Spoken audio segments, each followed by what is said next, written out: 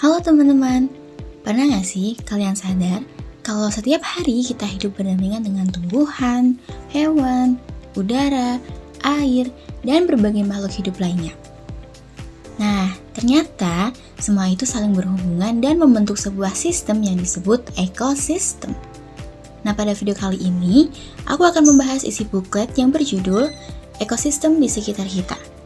Yuk, kita belajar bersama dengan cara yang santai dan mudah dipahami.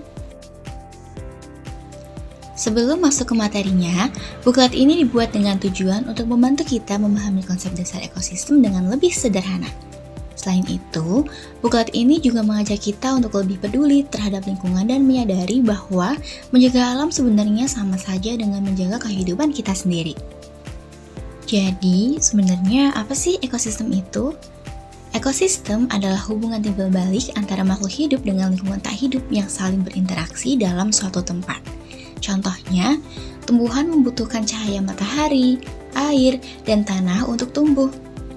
Hewan membutuhkan tumbuhan atau hewan lain sebagai sumber makanan.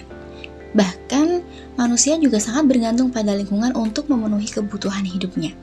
Karena itulah, semua komponen di alam saling berkaitan dan tidak bisa berdiri sendiri. Di dalam ekosistem terdapat dua komponen utama, yaitu komponen biotik dan abiotik. Komponen biotik adalah semua makhluk hidup seperti manusia, hewan, tumbuhan, dan mikroorganisme. Sedangkan komponen abiotik adalah benda-benda tak hidup yang mendukung kehidupan. Misalnya air, tanah, udara, cahaya matahari, dan suhu.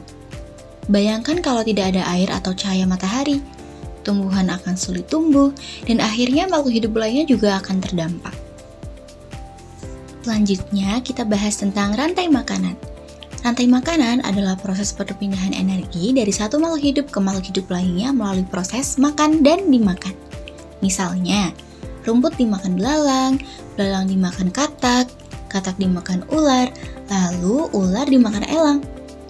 Dalam rantai makanan, tumbuhan berperan sebagai produsen karena mampu membuat makanannya sendiri. Kemudian ada konsumen yang memperoleh energi dengan memakan makhluk hidup lain. Dan yang terakhir, ada pengurai yang membantu menguraikan sisa-sisa makhluk hidup yang telah mati. Kalau rantai makanan hanya menunjukkan satu jalur makan dan dimakan, jaring-jaring makanan lebih kompleks. Jaring-jaring makanan merupakan gabungan dari beberapa rantai makanan yang saling berhubungan dalam suatu ekosistem.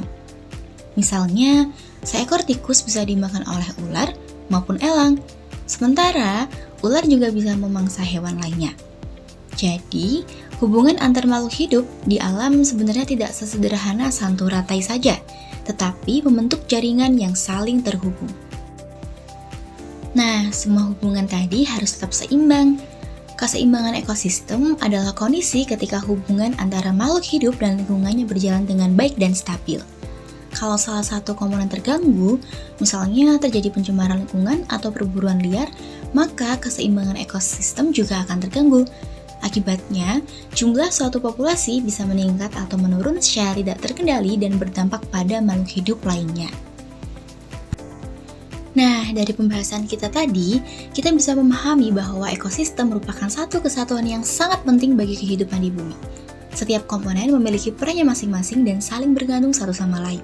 Karena itu, menjaga lingkungan bukan hanya sekedar tugas pemerintah atau kelompok tertentu, tetapi tanggung jawab kita bersama.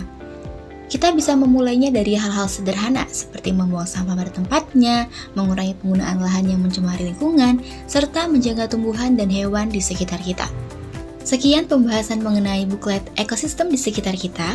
Semoga bermanfaat dan menambah wawasan teman-teman semua. Terima kasih sudah menonton dan sampai jumpa di pembelajaran berikutnya.